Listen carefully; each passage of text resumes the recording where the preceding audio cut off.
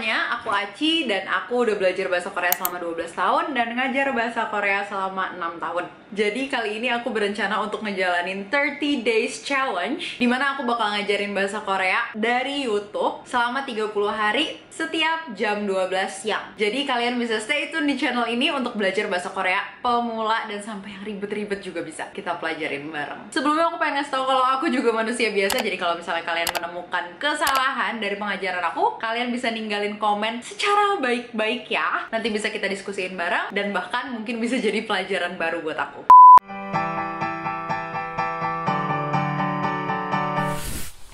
Oke guys, kenapa aku masih pakai baju yang sama? Karena emang niatnya untuk 30 video ke depan yang tentang belajar bahasa Korea ini aku bakalan pakai baju yang sama terus. Why? Karena aku nggak mau pusing mikirin tentang baju, padahal konten yang bakalan aku kasih ini udah cukup memusingkan, oke?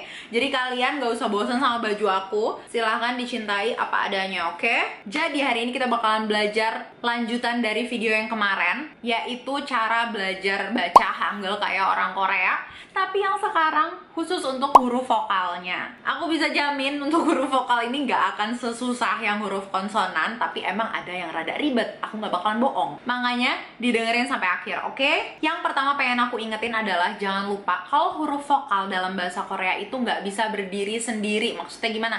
Dia nggak bisa berdiri kayak gini, oke? Kayak dia kesepian, dia butuh temen, oke? Jadi temennya itu siapa? Temennya itu dia butuh si huruf oke? Huruf atau huruf konsonan lainnya. Kalau ada huruf konsonan lainnya, sudah pasti dia tidak akan menjadi huruf vokal. Pasti dia akan menjadi kana, tara, babasa, misalnya kayak gitu. Nah, tapi kan sekarang kita mau belajar A, I, U, E, O gitu kan. Nah, jadi gimana cara kita bisa nulis A, I, U, E, O? Itu dengan ditemenin sama huruf karena huruf itu kalau di depan jadi kayak nempel sama huruf vokal itu, dia nggak akan dibaca jadi huruf jadi ya udah A, I, U, E, O aja. Kalau kalian udah ngerti itu, langsung aja ke cara pronunciation-nya. Ada yang pertama paling gampang, A. Udah nggak ada perbedaannya sama bahasa Indonesia, A aja udah. Nah terus yang selanjutnya ini yang rada membingungkan sedikit ya. Ini ada huruf O. Huruf O dalam bahasa Indonesia cuma ada satu, huruf O aja udah. Nah tapi kalau dalam bahasa Korea ada dua macam. Kayak dalam bahasa Jawa ada yang loro, ada loro. Kalau loro artinya sakit ya kalau nggak salah. Kalau loro itu artinya dua. Sama-sama O kalau dalam bahasa Indonesia, tapi artinya beda. Nah dalam bahasa Korea juga kayak gitu. Huruf O itu ada dua macam. Yang pertama O-nya berdiri kayak gini ya. Ini aku nyebutnya O berdiri ya. Yang satu lagi O-nya tiduran. Kenapa aku nyebutnya O tiduran? Karena dasarnya begini gitu kan. Jadi kayak dia tiduran begini gitu. Oke? Nah, perbedaannya apa sih? Perbedaannya itu adalah cara bacanya. Huruf O berdiri, anggap aja O berdiri itu kan kayak gini ya, dia berdirinya gini, terus habis itu dia madep ke kiri gitu kan. O berdiri gini, anggap aja lagi nahan mulut kita. O. Jadi O-nya pada saat kita ngomong O itu mulutnya harus kebuka. O. Sedangkan kalau misalnya O tidur, dia mulutnya harus bulet banget. O. Bedain ya. O.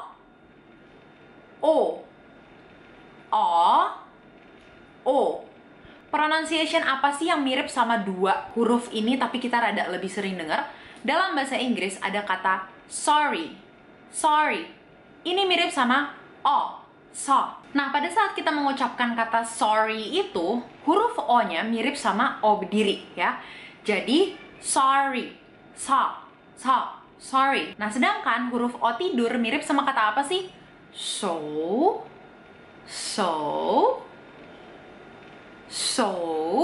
Bulat kan? So. Oke? Sorry. So. Coba kalau dibalik, make sense nggak? Sorry. Beda dong. Aneh dong. Bisa inget ya, jadi sorry.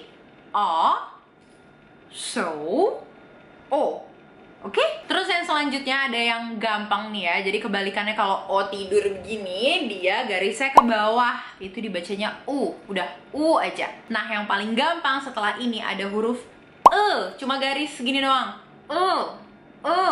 Dah. Nah, yang selanjutnya ada huruf yang mirip sama yang dari tadi kita sebutin, tapi ada garisnya ada dua, yaitu yang pakai Y. Jadi ya, yo, yu. Terus ada yang mirip banget sama huruf yang kita sering pakai, yaitu huruf I.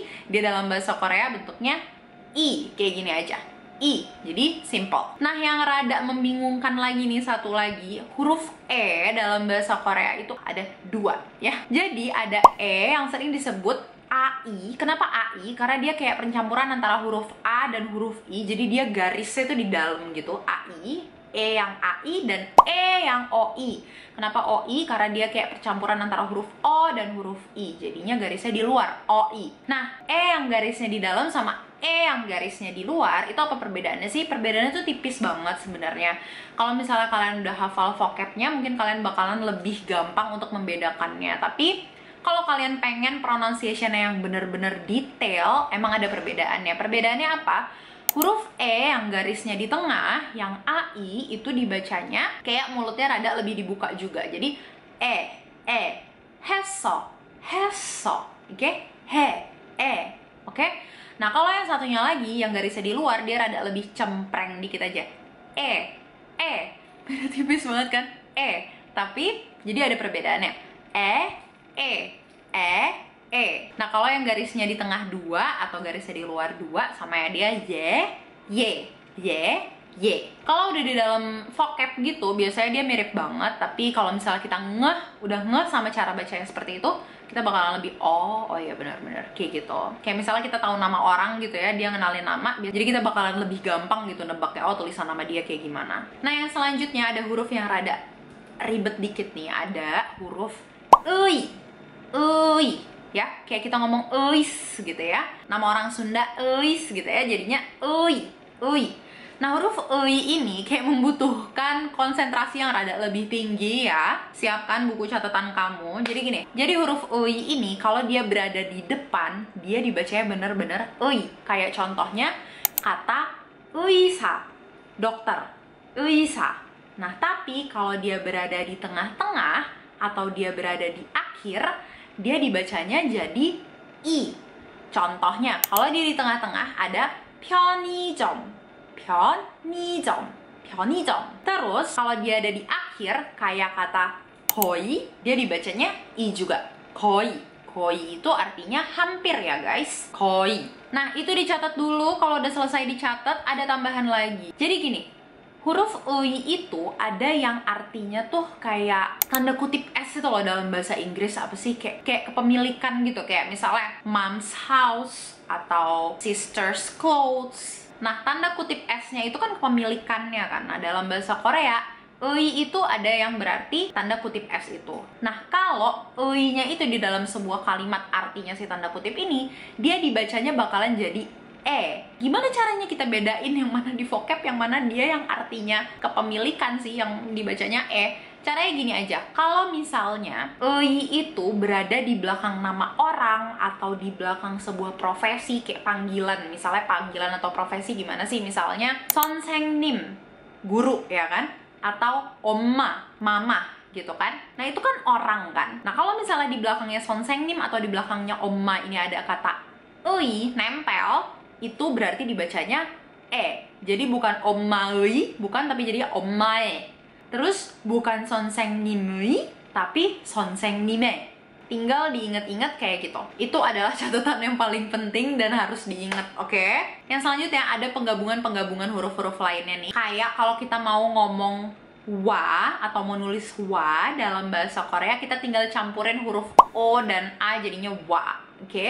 Tapi dia nggak bisa ya mau ngomong wa pakainya U sama A, nggak bisa. Kalian gampangnya ngingetnya itu gimana? Kalau misalnya kalian ngetik di keyboard HP ya, itu kalau kalian ngetiknya U terus A, dia pasti bakalan kepencar, nggak bakalan dia gabung, karena dia nggak cocok gitu ya. Nggak usah dipaksain untuk bergabung ya, biarin aja berpencar dia. Nah, terus ada W, huruf O tidur sama yang garisnya di dalam, W. Nah, tapi W ini bukan cuma ada bentuknya satu doang nih. W itu ada 3 bentuk ya, O sama terus abis itu ada U sama yang garisnya di luar, jadinya UE, itu dibacanya W juga, tapi lebih cempreng aja W gitu. Nah, terus yang satu lagi ini rada nggak nyambung, tapi dibacanya W. Jadi kalau ada huruf O ketemu sama huruf I, dia dibacanya bukan W ya, tapi dia dibacanya W. Contoh paling gampang marga dalam bahasa Korea itu kan ada yang choi choi itu kan. Nah dia dibacanya sebenarnya bukan choi guys, dia dibacanya chue. Oke? Jadi ada Choi Siwon, Choi Suyong, terus siapa lagi ya? Pokoknya Choi Choi Choi, oke? Terus yang selanjutnya ada kata wo. Kalau kita mau ngomong wo dalam bahasa Korea, tulisnya itu u sama o berdiri, oke? Wo, cuma satu option ya, tenang guys, tenang. Yang ribet yang tadi doang. Terus yang terakhir, kalau yang tadi kan O ketemu I jadinya W. Nah kalau kita mau ngomong wi gimana? Kalau wi baru deh tuh U sama I, jadinya wi. Dibedain ya, kalau O sama I kayak si Choi Siwon, Choi Suyong, itu berarti W.